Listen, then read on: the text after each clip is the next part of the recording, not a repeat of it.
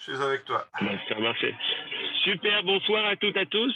On est content, on retrouve Ariel Assaf grâce à Midreshet Yehuda Manito. Et c'est donc la deuxième conférence où tu veux nous parler du drapeau, les péripéties du drapeau bleu et blanc. Berchavad Ariel. Très bien, alors bonjour tout le monde, c'est un plaisir de vous rencontrer. Je regarde la tête de côté parce que je regarde d'autres écrans où je vois vos visages. Sur le mien, je ne le vois pas. Ok, je fais donc, je lance le diaporama.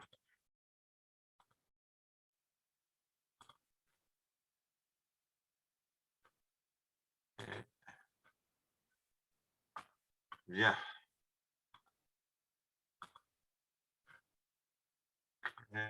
Et... Bien, alors bonsoir tout le monde et on se retrouve pour cette deuxième partie des péripéties du drapeau juif. Alors, on va commencer par un peu de musique, bien sûr, quelques notes quand on...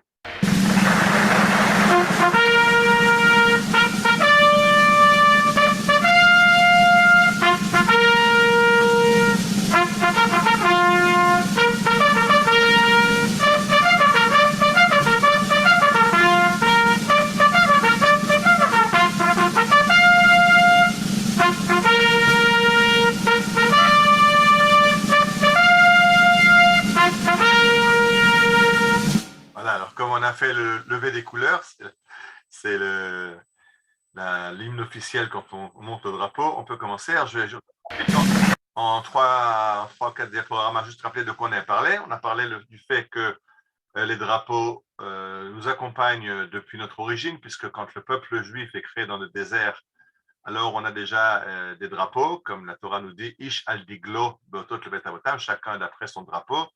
Donc on avait 12 drapeaux pour les 12 tribus d'Israël. On a parlé du fait que le Midrash nous dit que chaque nation du monde a son drapeau.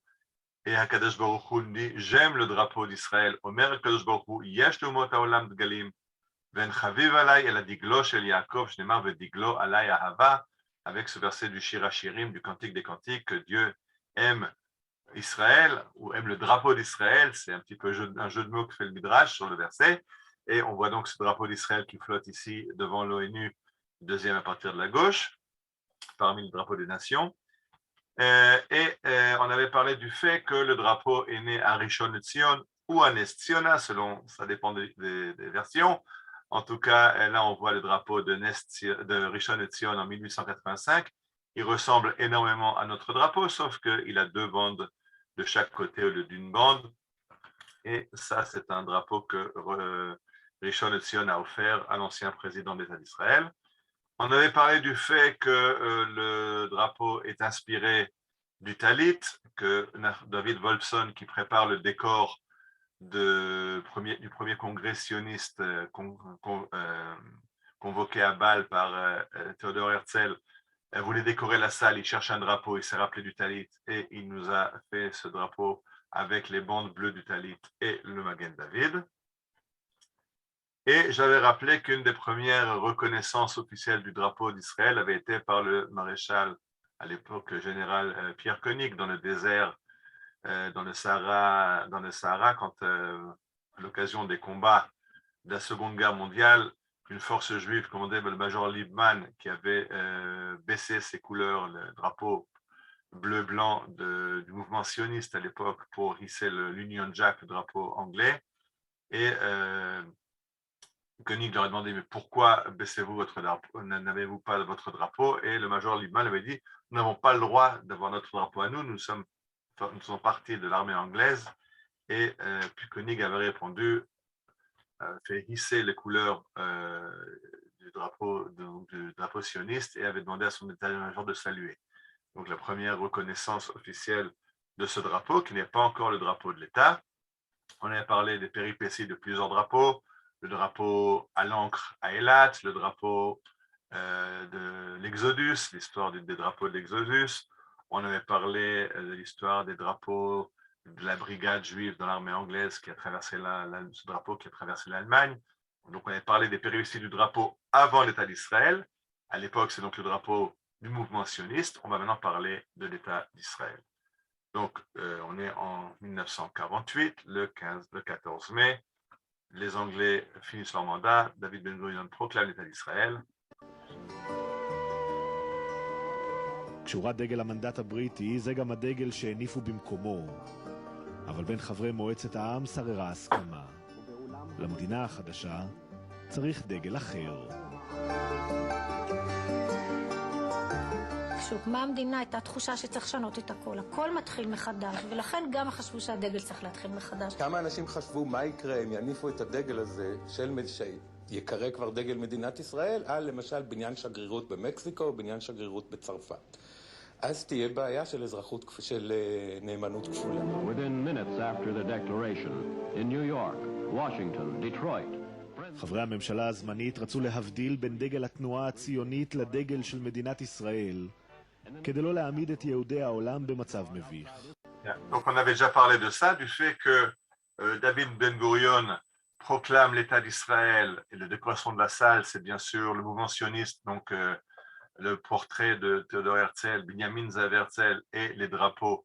Et j'avais dit d'ailleurs que ces drapeaux ne sont pas légaux aujourd'hui, puisque d'après la loi du drapeau voté par le Parlement, le drapeau israélien doit avoir les pointes du Magen David qui pointent vers les bandes, et pas comme vous le voyez dans ce drapeau-là. Mais juste après avoir proclamé l'État d'Israël, le gouvernement va vouloir changer de drapeau. C'est le petit film que je viens de vous montrer, en disant il faut séparer entre le drapeau sioniste et le drapeau de l'État d'Israël. Autrement, on va créer un problème aux Juifs de la diaspora, puisque les Juifs qui sont encore en galoute vont se sentir sionistes, ils vont utiliser le drapeau sioniste, mais maintenant ce sera le drapeau d'un État, et donc on va les accuser de double allégeance. Donc, disaient les membres du gouvernement, il vaut mieux avoir un autre drapeau que le mouvement sioniste. De cette façon, les Juifs en galoute pourront continuer à avoir le drapeau sioniste, ils ne seront pas accusés de double allégeance, et sur les bâtiments officiels de l'État d'Israël, sur les ambassades, il y aura le drapeau de l'État d'Israël. Donc, il faut séparer l'État d'Israël du mouvement sioniste. Et donc, le gouvernement lance un appel d'offres, un michraz, c'est le premier michraz, le premier appel d'offres de l'État d'Israël. Juste, je rappelle que j'avais aussi parlé, je ne sais plus si j'avais déjà dit, mais je le dis maintenant, si je ne l'ai pas dit. Ça, c'est Chaim Weizmann, qui est nommé premier président de l'État d'Israël. Et vous voyez derrière lui qu'il y a le portrait d'Herzl et qu'il n'y a pas de drapeau.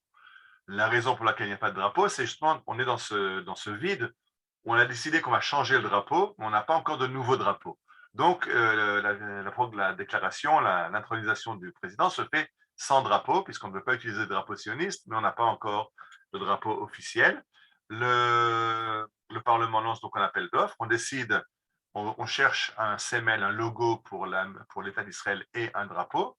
Alors, le logo, vous le connaissez, beaucoup d'entre vous l'ont sur leur carte d'identité, sur leur passeport, sur leur permis de conduire, enfin sur tous les documents officiels de l'État d'Israël. Vous trouvez ce logo qui est l'emblème de l'État d'Israël, donc la menorah, le chandelier avec les deux branches d'olivier. Et ça vient d'une prophétie, la prophétie de Zacharia.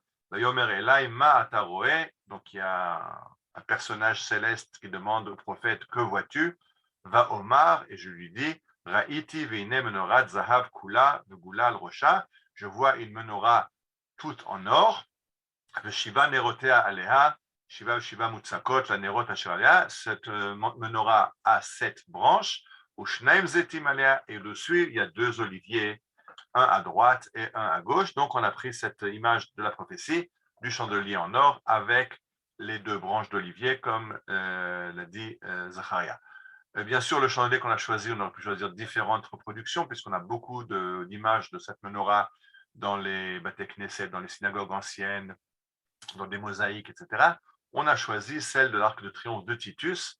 C'est donc la fin, puisque cet Arc de Triomphe de Titus qui porte une menorah en symbole de la fin de l'État d'Israël, puisque la menorah du temple est transportée à Rome, alors cette menorah revient à Jérusalem, et donc c'est cette menorah-là qu'on a choisi pour l'emblème de l'État. Maintenant, le drapeau est différent. Le drapeau, vous le connaissez, ce sont 2 bandes bleues et un Magen David au centre. Et là c'était une réponse à l'étoile jaune de l'opprobre, l'étoile jaune de la Shoah. Donc, on a voulu porter fièrement notre étoile, pas jaune, mais ce coup-ci bleu. Et donc, ces 2 symboles sont en réponse avec Hitler et Titus, avec les 2 grands destructeurs de l'État d'Israël, un à la fin de l'État d'Israël antique et un qui a failli empêcher la création de l'État d'Israël moderne, s'il avait réussi 2 ans précédents à appliquer ses plans.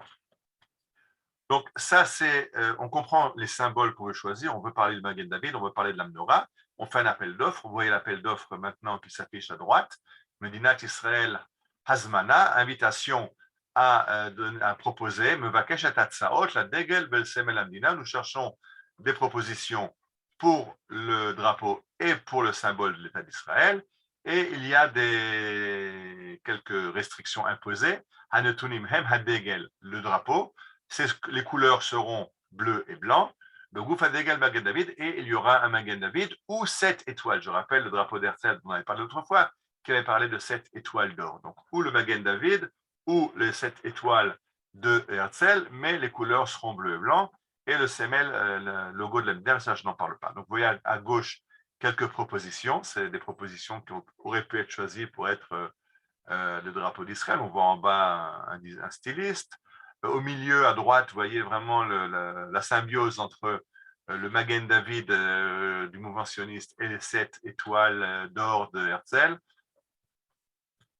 En haut à droite, on a gardé les 2 bandes bleues, bleu et le blanc, et on a les 7 étoiles qui sont le Magen David. Donc le Magen David, c'est l'étoile. Donc il y a plusieurs propositions. À gauche, en bas, vous voyez quelqu'un qui a proposé le Magen David jaune. Pour appeler à choix, d'après ce que je vois, c'est plutôt un dessin d'écolier. Effectivement, il y a eu des propositions de tout un chacun, des gens de tous les secteurs, des policiers, des soldats, des civils, des enfants, des adultes, des femmes. Tout le monde y est allé de son dessin. En haut à gauche, quelqu'un qui a des talents de dessinateur. Là, on voit de nouveau 2 propositions. On voit sur le drapeau, en plus du Magen David, la menorah également. À droite, vous voyez que c'est une proposition, la même Shala Hazmanit chez le Israël, à l'honneur de l'État, le gouvernement provisoire, puisqu'on n'a pas encore voté les premières élections. Hinini Sholeach Mispar Hatzaot, le Semel Degel Amdina. Je vous envoie quelques propositions pour être le logo de l'État d'Israël. Birvodrav Shoter, et c'est un policier qui a signé. Si vous voyez la lettre qui est au milieu, qui est déjà tapée au stencil, Lichvod Vadat Adegel, en honneur pour le comité qui doit choisir le drapeau. Ineni Mitkabed Latia. Alors moi aussi, je vous propose 2 propositions. Et ce qui est marqué en bas, En ani doresh shum sachar b'mikre she'hamatzati titkabel. Si jamais vous choisissez ma proposition, je ne demande aucun salaire, aucune rétribution. Donc chacun y va de ses idées, et il y a énormément de drapeaux qui sont proposés. Je vous en mets encore quelques-uns. De nouveau, les bandes bleues, blanches, les étoiles, les 7 étoiles, en rond, en ligne, en 2 lignes. Enfin, chacun y va de ses idées à lui.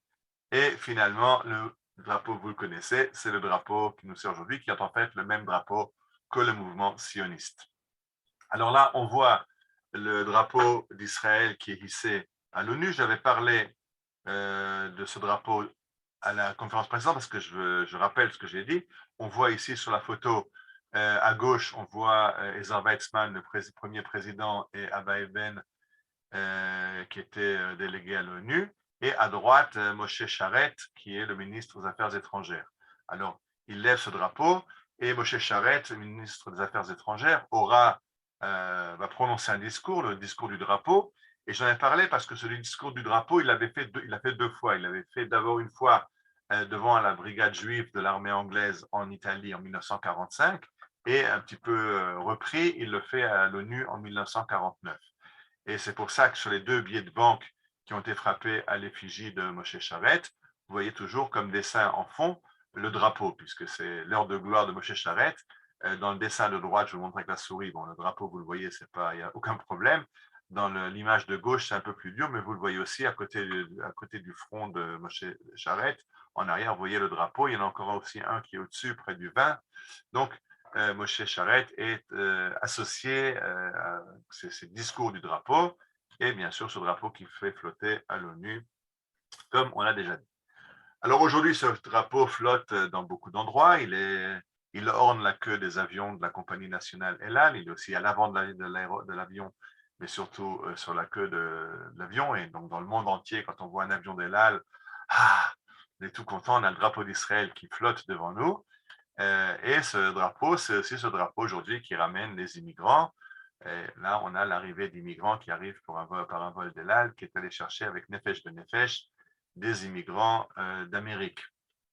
Donc, on a ce symbole du drapeau qui flotte dans le monde entier grâce à la compagnie aérienne nationale. Revenons aux péripéties maintenant du drapeau. Je reviens vers les années 1900. Là, on est en 67. Il y a déjà eu ça. Je voulais encore ajouter une image, je ne l'ai pas mise. Alors, je ne suis pas tout à fait dans l'ordre chronologique, mais ce n'est pas grave. Déjà en 52, les Égyptiens ferment le canal de Suez à la navigation israélienne. Et pour tester les réactions, puisque Israël fait appel à l'ONU, l'ONU déclare unanimement que le canal de Suez, d'après la charte du canal de Suez, la libre circulation de tout un chacun, donc Israël peut voguer utiliser le canal de Suez. Finalement, après la révolution en Égypte, le président Naguib et après Gamal Abdel Nasser vont refermer le canal de Suez à la navigation israélienne. Et Moshe Sharet, ministre des Affaires étrangères, va tenter un acte symbolique. Il va envoyer un drapeau, un bateau, le Bat Galim, qui arbore le drapeau israélien, qui va traverser le canal de Suez et qui va être arrêté par les Égyptiens. Les Égyptiens vont arraisonner ce bateau, vont arrêter son équipage pour un temps assez long, ils seront emprisonnés. Et le but recherché par Moshe Sharet était ça, c'était que où le bateau passe, et alors tout va bien, il n'y a pas d'embargo sur Israël, il n'y a pas de limite, il n'y a pas de restriction à la navigation israélienne, ou alors il sera arrêté par les Égyptiens, et alors on aura une belle photo à montrer à l'ONU pour expliquer que l'Égypte viole les accords de cessez-le-feu, puisque les accords de cessez-le-feu signés à Rhodes en 1949, à la fin de la guerre d'indépendance, stipulaient qu'Israël avait un droit de navigation et à travers le golfe d'Aqaba et Eilat vers le port d'Eilat, parce que les Égyptiens avaient essayé de fermer au niveau du détroit de Tiran, et un droit de navigation à travers le canal de Suez. Donc, ils ont violé les accords, exactement d'ailleurs comme les Jordaniens le feront, puisque les accords signés avec les Jordaniens stipulent que les Juifs ont le droit d'aller prier au lieu saint dans la vieille ville. Donc, on peut aller au Kotel à l'époque, mais les Jordaniens n'ont jamais permis à un Juif de traverser la frontière pour aller au Kotel. Les Égyptiens, eux, ont fermé la navigation du canal de Suez, ce qui dérange beaucoup plus le gouvernement que le Kotel ou pas le Kotel. Le Kotel, c'est un problème religieux. Le gouvernement, lui, ce qui le dérange, c'est la fermeture du canal, ce qui complique énormément les importations et exportations d'Israël, puisqu'il faut faire le tour de l'Afrique, et c'est problématique. Donc ça, c'était dans les années 50. Maintenant, je saute quelques années dans l'histoire. La Milchemet HaHattasha, c'est une guerre qu'on a un petit peu oubliée dans les annales. On a eu deux très grandes guerres très dures, la guerre des 6 jours et 6 ans après, la guerre du Kippour. Et on oublie qu'entre les deux, il y avait une autre guerre qu'on appelait en Israël la Milchemet HaHattasha, la guerre d'usure, qui a duré de 1967 à 1970. Donc pendant plus de 3 ans, il y a eu des escarmouches pratiquement journalières, essentiellement entre Israël et l'Égypte, mais aussi avec la Syrie et la Jordanie. Dans la vallée du Jourdain, on avait des incursions de Fedayoun, et c'est ce qu'on appelait à l'époque Eretz Amirdafim, le pays des poursuites, parce que on trouvait le matin des traces de Fedayoun qui avaient traversé la frontière le long du Jourdain, et après on leur donnait la chasse dans les montagnes du Shomron. Et les Égyptiens, c'était des tirs journaliers à travers le canal de Suez, des tirs d'artillerie, des bombardements aériens, et ça leur fait énormément de victimes du côté israélien. Il y avait bien sûr des représailles israéliennes, enfin c'était des armées très très chargées.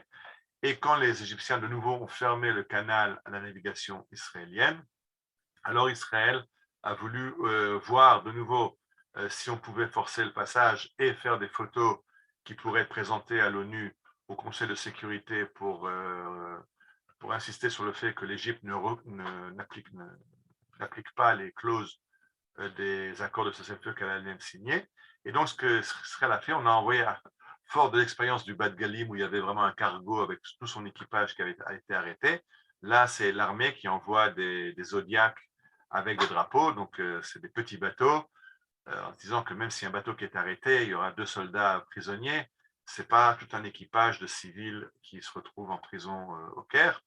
Et donc, on a essayé de cette façon-là de réveiller l'opinion publique. Le problème avait été, c'est que le Conseil de sécurité avait voté en faveur d'Israël. Le problème, c'est que la Russie avait mis son veto, puisque dans le Conseil de sécurité, les 2 grandes puissances, superpuissances, ont un droit de veto. Et donc, la Russie avait bloqué cette liberté d'Israël de naviguer dans le canal de Suez. Alors, on arrive à la guerre des 6 jours. Je dis, maintenant, on revient dans l'ordre. Il y avait donc le problème du drapeau qui a flotté dans le canal de Suez en 1952 sur le bas de Gali. Maintenant, je suis en 1967 à la guerre des 6 jours. Il y a un très beau film sur cette guerre des 6 jours, sur le drapeau israélien pendant la guerre des 6 jours. D'ailleurs, ceux qui étaient avec moi à la balade hier au musée de Givat Atachmoshet, qui est le musée officiel, le musée national de la guerre des 6 jours, on parle là-bas de ce drapeau. C'est vraiment à l'entrée, dans la première salle. Quand on parle pas encore de la guerre des 6 jours, on parle déjà de l'histoire du drapeau, parce que c'est un symbole de la fin de cette guerre des 6 jours, un symbole de la libération de Jérusalem. C'est quelque chose de très important. Alors, ce film, il est sur YouTube, mais je remercie Torah Box qui nous a proposé la traduction. Donc, je n'ai pas seulement le film en hébreu, grâce à Torah Box, on a même traduit. אני נולדתי בשביעי לשישי 42. באותו יום בחלנו נרצחה כל המשפחה של הסבא שלי, 19 נפשות מברלין. אני נולדתי עם המטען הזה. 25 שנה אחרי זה בדיוק, באותו יום, הנפנו את הדגל. התחושה הייתה, זה הסיפור של העם היהודי.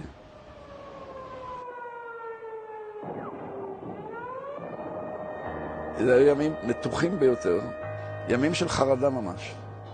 פתאום התחיל סיפור מירושלים. הייתה לי הרגשה, לפתע, אנחנו הולכים להילחם בירושלים את מלחמת חיינו. אני עם הסמג"ד בג'יפ מתחיל לנדנד לו. אני רוצה את המשימה לפרוץ לעיר העתיקה כשנגיע. אני רוצה, תבטיח לי, דבר עם המג"ד, ולא ויתרתי. וכך קיבלתי את המשימה הזאת. הוא אומר, משער הגיא התחלת לנדנד. כי היה לי הרגשה שזה הדבר הכי חשוב שיש לעם היהודי, הרבה יותר מכל סיני. נוסעים לבית הכרם, יורדים למקלט של משפחת כהן, סבתא נרגשת, הנה בחורים, הבאתי לכם דגל. ממש מחבקת אותי ככה. אני שמה לך את הדגל בפאוץ. כל העם היהודי דיחף אתכם, ככה אמרה, דיחף אתכם באצבעות. ותגיעו בשלום ותניפו את הדגל הזה על הכותל המערבי בירושלים, ממש...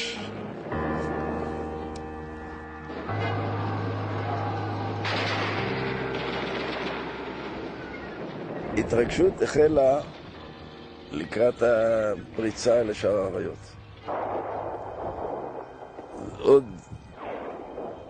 עוד צעד ועוד צעד, זה כיפת הסלע, זה המקום הכי חשוב, זה הגדוד הכי טוב של הלגיון. אז שני הזחלמים חסמנו את ויה דולרוזה, אנחנו פונים שמאלה, ואנחנו ממשיכים לטהר את הרחבה, ואני עם הדגל.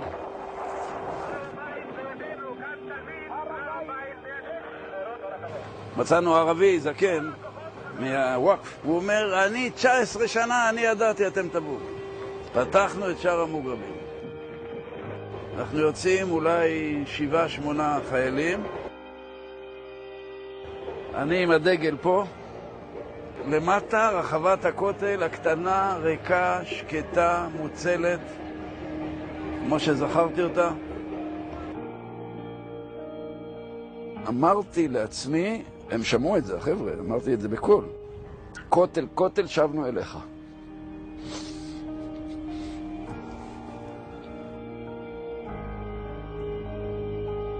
אני הייתי בכותל בן 4, עם אבא שלי ב-47. באנו לפסח, זו הפעם הראשונה שיצאתי מהקיבוץ, הרפתקה ענקית. אחרי עוצר בירושלים. גם זכרתי את הרגשת הילד קטן, אבל עוול עצום. איך לא נותנים לנו? זה שלנו, זה שלנו. זה התחבר לי לילדות, וזה התחבר לי לעוצמה של השיבה למקום הזה. הייתה תחושה ברורה מאוד, פיזית, של כיסופי הדורות. מרגישים אותם. אנחנו חוזרים חזרה לתוך שער המוגרבים לחפש את הצווחה הזאת. אנחנו ניפים את הדגל על גג של כותל, למעלה ראינו את הצווחה הזאת מלמטה. סטמפל, הוא אומר לי, תוציא את הדגל, תחטוף. דגל ישראל מונף היום כ"ח באייר תשכ"ז. אנחנו מניפים את הדגל, אנחנו שרים התקווה. רגע ראשון שפתאום כל אחד רגע לעצמו, מין חצי יבבה, חצי זיוף של סטמפל מצדיע, ושהיד שלו רועדת לגמרי. דמעות שהוא לא יכול בכלל לשלוט. זה לא חשבון עם ליגנרים, זה חשבון עם חיילים רומאים של טיטוס. 2000 שנה אחורה. אם סבי הסבים שלי היו יודעים אי פעם שאני אגיע להם לכותל מערבי בירושלים, צנחן, מנהלי צנחנים עם עוזי, 1000 פעמים הם היו רוצים לתת את החיים שלהם. אף פעם לא נעזוב פה יותר. אנחנו לא נוותר על המקום הזה לעולם, לעולם כזה. אמרתי לו, לא התקווה, שיר המעלות. ושוב, אדוני, את שיבת ציון, היינו כחולמים, אז ימלא שחוק פינו ושננו, הנה, אז יאמרו בגויים, הגדיל אדוני לעשות עם אלה. הגדיל אדוני לעשות עמנו. שובה אדוני את שיביתנו, כאפיקים בנגב. הלוך, ילך ובכו, נושא משך הזרע. זה מהלך החיים שלנו. כל אחד. אבל בוא יבוא ברינה, נושא לו מוטב, זה הרגע הזה.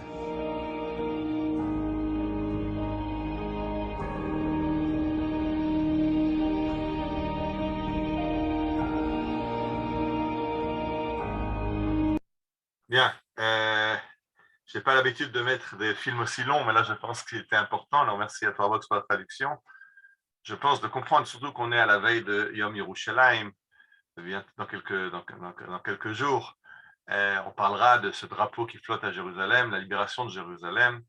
Alors, comprendre que ce drapeau qui revient au Kotel, c'est la libération. Mais un instant, Kotel, quelques minutes avant, les parachutistes étaient au Har HaBayit, ils étaient sur la montagne en haut, sur la montagne du Temple. Pourquoi mettre le drapeau au Kotel?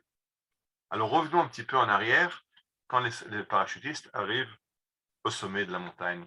Puisqu'on a vu tout à l'heure dans le film, on a vu que les otochnis des parachutistes arrivent et qu'ils arrivent par la montagne, par la porte des Lions, par le Har HaBayit, et de là, ils demandent à un agent du Waqf comment descendre vers le Kotel. Alors, quand les parachutistes sont après pour le défilé, la parade de la victoire sur le Har HaBayit, là, ils sont au sommet, ils sont devant le dôme du rocher, appelé à tort la mosquée d'Omar. Ce n'est pas une mosquée, ce n'est pas Omar, c'est le dôme du rocher, Kubat el-Sahra, le rocher le dôme qui est construit sur le rocher du sacrifice, le sacrifice d'Abraham. Et si vous regardez cette photo, elle est bizarre, parce que regardez les parachutistes, ils regardent tous vers le haut.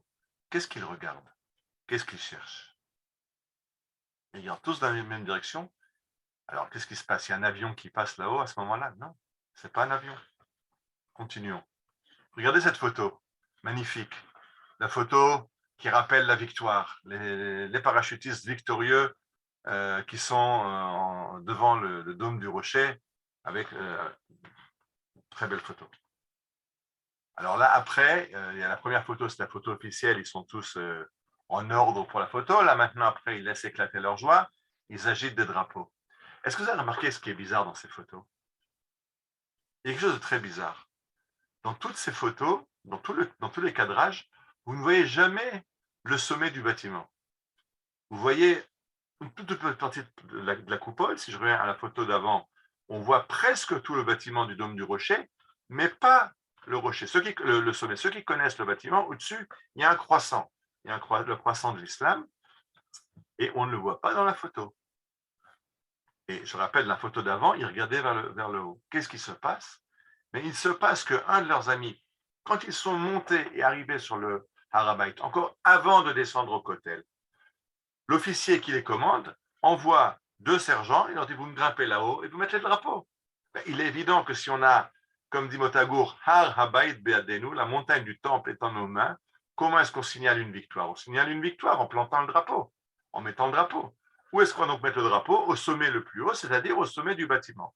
Et 2 soldats, Dani Biran et un deuxième, grimpent à l'intérieur, rentrent dans le bâtiment, trouvent des escaliers qui montent jusqu'à la coupole, ils trouvent une ouverture dans la coupole, il y a une porte qui permet de faire des réparations quand il faut monter sur le toit pour faire des réparations.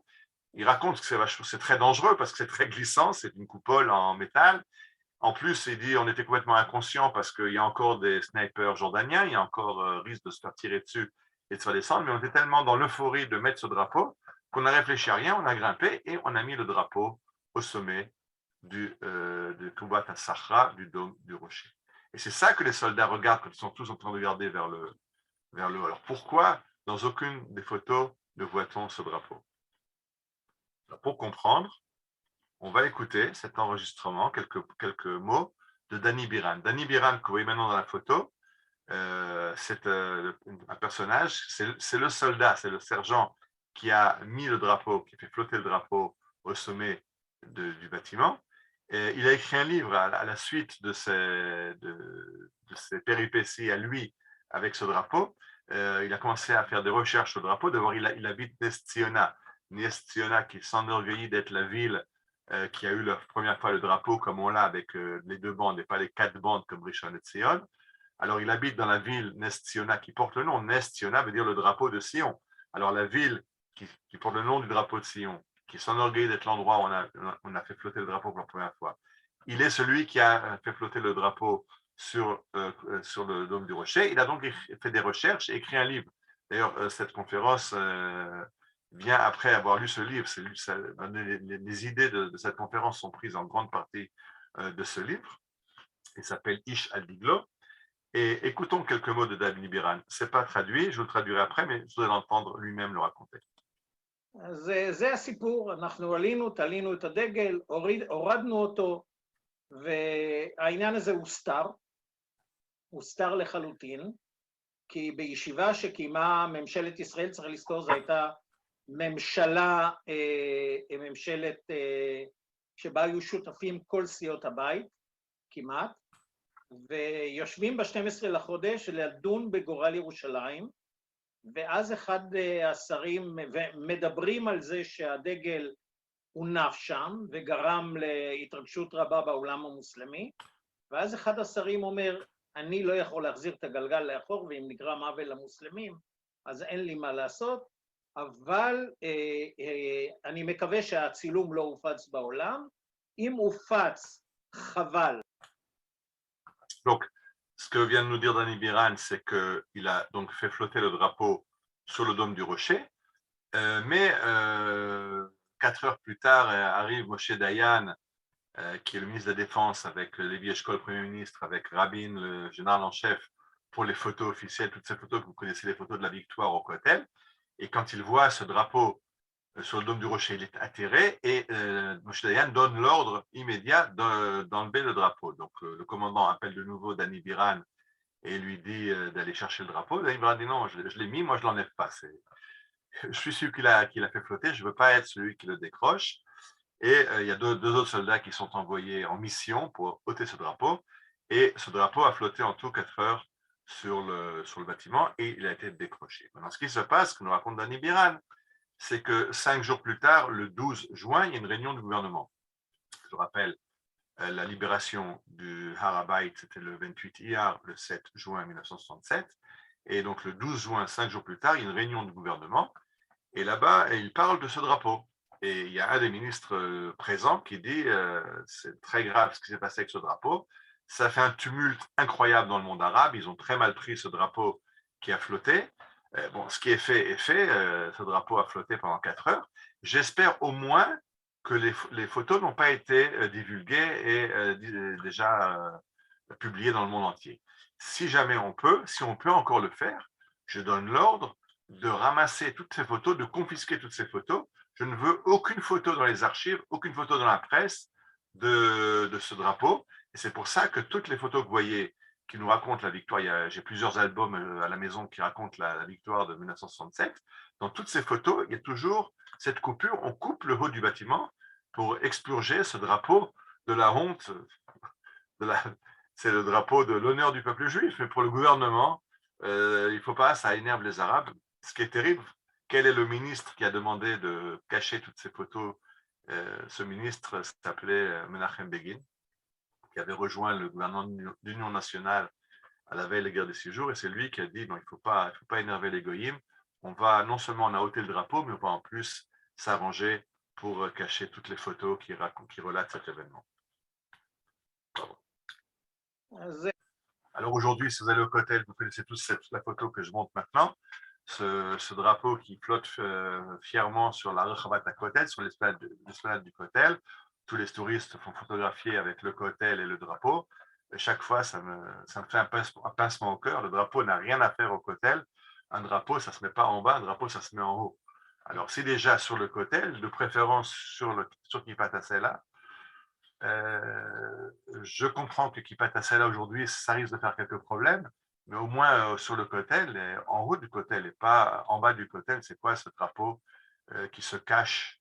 Alors, là encore, vous le voyez bien, parce que avec l'angle de prise de vue, on a l'impression que le drapeau est très haut, mais en fait, quand vous êtes au Kotel, vous savez très bien que le drapeau est entièrement s'efface sur le fond du Kotel, il est à peine visible. Je pense que ça arrange aussi certaines parties de la population israélienne qui préfèrent ne pas voir ce drapeau flotter au Kotel. Mais moi, à chaque fois, ça me fait un pincement de cœur de voir ce drapeau là où il flotte actuellement. Alors, il y a des Juifs qui montent prier sur le Har HaBayit. Les dernières années, Baruch Hashem, de plus en plus. On peut même faire la tefila. L'année dernière, il y a un groupe qui est monté avec moi. On a eu l'occasion de prier Mincha au Har HaBayit. Et certains viennent avec des drapeaux. C'est en général mal vu par la police. Ça finit par des arrestations. Finalement, ils sont relâchés par les juges parce qu'en fait, ils n'ont transgressé aucune loi d'État d'Israël. C'est juste une décision de la police qui dit que ça trouble un juif qui a un drapeau, ça trouble l'ordre public. C'est une décision de la police. Mais il y a de temps en temps des gens qui essayent d'amener un drapeau. Mais c'est en général pour quelques secondes, le temps que les policiers s'en rendent compte, leur foncent dessus, leur confisquent le drapeau et les arrêtent. Donc c'est assez honteux ce qui se passe aujourd'hui. On est sur le mont du temple juif, mais le drapeau d'Israël est prohibé à cet endroit-là. Alors bien sûr, le drapeau, c'est un symbole. On le retrouve dans toutes les marches des jeunes qui font ces fameuses marches et visites la Shoah. Là, on voit sur les rails qui vont vers Birkenau, ces rails qui ont amené des centaines de milliers de nos frères pour être gazés dans l'usine de mort qui est juste au bout du rail. Les 4 crématoires, les 4 chambres à gaz de Birkenau. Aujourd'hui, on marche sur ces rails fièrement avec le drapeau d'Israël. On fait il y a quelques années, l'État d'Israël avait demandé au gouvernement polonais le droit de survoler Birkenau. Là, vous voyez dans le camp de Birkenau vu du ciel. Du côté gauche, là, on voit, c'est le Canada, les crématoires étaient par là, les chambres à gaz, et on voit les avions, les F-15 israéliens qui survolent avec l'étoile de David de l'armée de l'air. Donc c'est la revanche posthume, c'est la revanche du pauvre, mais c'est une grande... c'est pour dire, voilà, aujourd'hui, des choses comme ça ne peuvent plus se passer puisqu'on a l'État d'Israël qui protège les Juifs où qu'ils soient dans le monde. J'avais parlé dans une autre conférence du fait que c'est l'État d'Israël et l'armée d'Israël qui sont allés chercher les passagers de l'avion d'Air France qui avait été kidnappé sur NTB, bien que c'est un avion français. Mais l'État d'Israël aujourd'hui se porte garant des Juifs du monde entier et on voit ces F-15 Aigle C'est un petit film que vous pouvez trouver sur Internet, ça s'appelle Eagles over Auschwitz, les aigles au-dessus d'Auschwitz, puisque aigle, c'est le surnom de cet avion dans l'armée de l'air israélienne. Alors, on voit de nouveau les drapeaux aussi à Yom HaAtzmaut, ça c'était pas longtemps, qui regardent la patrouille aérienne, la patrouille acrobatique. Yom Yerushalayim, le défilé des drapeaux. Ça, Yom Yerushalayim, on vous invite tous à Jérusalem pour voir ces milliers de drapeaux de jeunes qui défilent dans les rues avec des drapeaux. Malheureusement, aujourd'hui, les drapeaux, ce sont aussi les drapeaux. Quand on voit cette photo, vous pouvez croire à tort que c'est la manifestation pour la démocratie, contre la démocratie, pour Bibi, contre Bibi. Enfin, les raisons, laissez tomber les raisons. Tout le monde aujourd'hui, toutes les manifestations sont avec les drapeaux. Je n'ai pas voulu mettre de photos des manifestations. Je veux rester dans le consensus. Je veux parler du drapeau qui flotte, qui est à Yom Yerushalayim, dans la joie et l'allégresse. Et je termine sur Dani Biran, qui est donc ce soldat qui a fait flotter le drapeau sur Kippat Hasela, sur le dôme du rocher, qui a écrit le livre dont je me suis servi.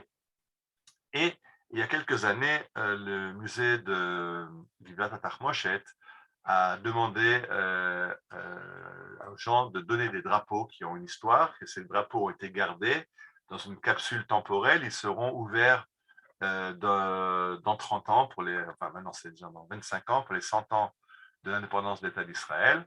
Et un des drapeaux qui se trouve dans cette capsule temporelle, c'est un drapeau qui a été offert par Dani Biran.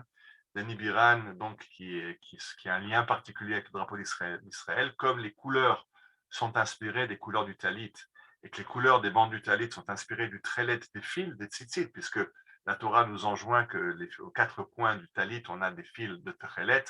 Aujourd'hui, pendant l'exil, on n'avait plus le trélet, donc on a mis des bandes bleues pour rappeler le trélet. Aujourd'hui, on peut remettre le trélet puisqu'on l'a retrouvé et qu'il y a une usine qui fait des tzitziot en trélet. Dani Biran a commandé à cette usine un drapeau israélien fait avec le trélet du chilazon, avec ce trélet du tzitzit. Donc voilà, ça c'est un drapeau qui est fait avec le vrai encre de ce mollusque, du Argamon Kotsim, du Murex, etc. J'ai fait une conférence dessus, je ne sais plus son Murex quelque chose, qui est donc le coquillage à partir duquel on fait cette couleur. Et c'est marqué dessus, d'ailleurs il l'a marqué, Degel Trelet Minachilazon, un drapeau Trelet avec le Trelet de ce mollusque. Hougash Behokara, l'idée Dani Biran, Mechaber, Sefer, Ish al Diglo, offert par Dani Biran, auteur du livre Ish al Diglo.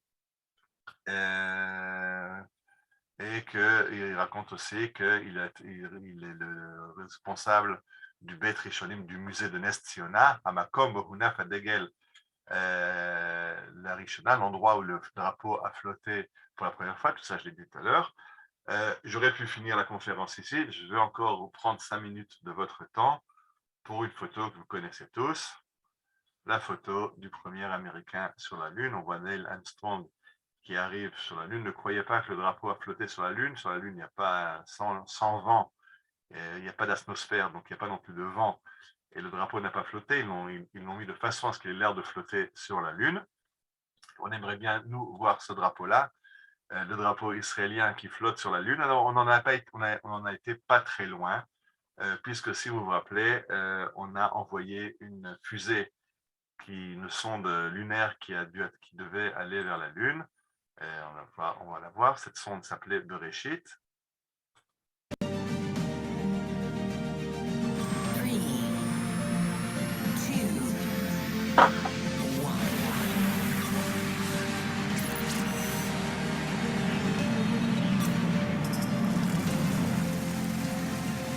Voilà, la fusée est partie. Le lancement s'est fait sans problème. Vous avez vu les ingénieurs qui pavoisent, les élèves des écoles en Israël, tout le monde, on est quand même balèze. On a réussi à envoyer une fusée vers la Lune. Malheureusement, comme vous le savez, 30 km avant de se poser, là, il y a eu un ratage du moteur, l'angle n'était pas bon, et la fusée Reshit s'est écrasée sur la Lune. Mais la dernière photo qu'elle nous a envoyée, c'est la photo que je vous montre maintenant. Pardon. Voilà, ça c'est la dernière photo envoyée par la sonde spatiale Reshit. Vous voyez la Lune avec les cratères à 30 km.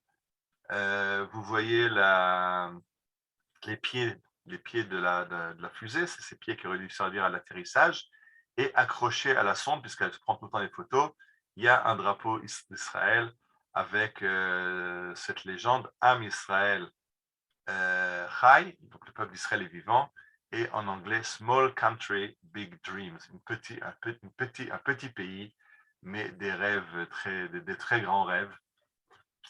Alors voilà, ce drapeau qui a commencé, on a raconté son histoire dans le design qui a commencé à Prague au 14e siècle, qui a été le drapeau du mouvement sioniste, qui a été le drapeau on a parlé des brigades juives, des bataillons juifs de la Première Guerre mondiale, la brigade juive de la Seconde Guerre mondiale, ce drapeau qui a suscité l'enthousiasme des foules quand les soldats juifs traversaient l'Europe à la libération après la Seconde Guerre mondiale, ce drapeau qui a été arboré par les bateaux de l'Alliance clandestine quand ils étaient arraisonnés par les bateaux anglais, par les bateaux de guerre anglais. C'est ce drapeau qui a flotté sur Eilat et qui a mis fin à la guerre de dernière conquête de la guerre d'indépendance, la prise du port d'Eilat et la prise d'En-Gedi. Ce drapeau qui est finalement devenu le drapeau de l'État d'Israël. Et on a parlé un petit peu aujourd'hui de ce qu'il a représenté à la guerre d'usure, à la guerre des 6 jours. J'ai encore d'autres photos, bien sûr, mais je voulais un petit peu limiter. Et jusqu'à ce rêve de voir ce drapeau flotter sur la Lune. Je rappelle qu'il y a une nouvelle fusée qui est en chantier. Alors peut-être que bientôt, on verra le drapeau d'Israël flotter sur la Lune. Mais plus que la Lune, moi, j'aimerais le voir flotter sur le Har HaBayit. D'abord, c'est plus proche, c'est plus près. Et je pense que l'impact est très important. Mais face au monde, je pense que cette image aussi est très forte de voir ce drapeau devant la Lune, Small Country, Big Dreams. Alors, je me souhaite une très très bonne fête de Lag BaOmer la semaine prochaine et de Yom Yerushalayim avec le Rikud Galim, avec la fête des drapeaux de Yom Yerushalayim. Voilà, je finis le diaporama et je vais rouvrir les micros.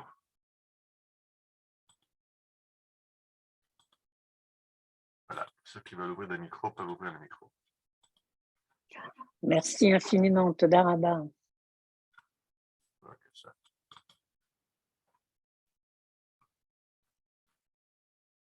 Quelqu'un qui va encore dire quelque chose, poser une question avec plaisir. כרגיל למדנו המון והתרגשנו המון. Moi aussi, ce film de Yoram Zamosh, je l'ai vu des dizaines de fois, mais chaque fois, quand il parle de la main de Stempel qui tremble, Stempel, c'était un des officiers des parachutistes, il est mort dans un mirdaf à la poursuite de Fedayoun dans la baie du Jourdain. Mais c'était vraiment un soldat, c'est le type même du soldat, et quand Zamosh raconte comment il tremble de penser qu'il met ce drapeau et que c'est la revanche, pas contre les Jordaniens, mais contre les armées de Titus, c'est quelque chose qui מרגש. meragesh à chaque fois de nouveau. Oui. C'est émouvant. Chapeau pour tout le travail que vous faites. Là, je remercie Danny Biran qui m'a bien aidé avec son livre. Il y a un autre livre écrit par le Rav Ari Shavit. Le livre du Rav Ari Shavit, le Degel, lui, parle plus du côté religieux. Il expose plus ce que j'ai dit en quelques phrases en montrant les versets des drapeaux du désert et le Midrash. Alors, d'abord, le Rav Shavit amène énormément de textes. Il y a énormément de Midrashim, de commentaires sur l'importance du drapeau dans le judaïsme. Et après, il amène aussi dans son livre, je le dis, c'est important, je n'ai pas parlé, sur les controverses qu'il y a dans le monde religieux entre l'importance du drapeau et peut-être certaines tendances religieuses qui sont contre le drapeau d'Israël. Je rappelle, je voulais ajouter une photo que j'ai oublié de mettre dans cette diaporama. C'est la photo du drapeau sioniste qui flotte chaque année à Yom HaAtzmaut alors accrochez-vous bien sur vos chaises, sur la yeshiva de Ponyevitch. Donc la yeshiva litaïte, la plus grande yeshiva litaïte, ce qu'on prend dans le monde haredi, antisioniste, etc. Pendant Yom HaAtzmaut, le drapeau flotte sur la yeshiva de Ponyevitch parce que le fondateur de la yeshiva, le Rav Kahanman, a dit que en tant qu'on est des rescapés de la Shoah et on ne peut pas être indifférent au fait qu'on a aujourd'hui un État indépendant et le Rav Kahneman avait demandé de mettre le drapeau à Yom Ha'atzmaut sur la yeshiva. C'est quelque chose qui n'est pas évident aujourd'hui. Je rappelle que les médias sont toujours en train de chercher quel est le Haredi qui ne s'est pas arrêté de rouler pendant la sonnerie du Yom HaZikaron ou qui n'était pas debout devant le drapeau. Sur la yeshiva de Poniovitch, le drapeau flotte. On peut voir la photo, s'il vous plaît. Ardout. Si je l'ai ici, où est-ce que je l'ai mis? Je vais voir si je l'ai rapidement devant moi. Je ne suis pas sûr de l'avoir juste ici. Non, non, elle n'est pas en Ça vaut le déplacement à Bnei Brak. Ça vaut le déplacement à Bnei Brak, ok. Je me rappelle d'une chose, je vous le donne maintenant comme ça. Moi, j'ai étudié donc, au Technion chez le Rav Zini. Et quand tu demandé sur le. Vous savez qu'il y a une grande controverse du Yom Ha'atzmaut, est-ce qu'on dit Shechianu, est-ce qu'on dit le Hallel, est-ce qu'on dit Shechianu? Et le Rav Zini avait répondu quoi? Pour ta chemise à 50 shekels, quand tu t'achètes une chemise neuve à 50 shekels, tu dis Shechianu, mais pour le drapeau de l'État d'Israël, tu ne peux pas dire Shechianu. Il faut comprendre de quoi tu parles. Tu parles du drapeau de l'État d'Israël, du drapeau du peuple juif. Il y a largement de quoi, bien sûr, de dire Shechianu et de remercier, de dire le Hallel, du Vracha pour remercier Dieu de tous ses miracles. תודה רבה.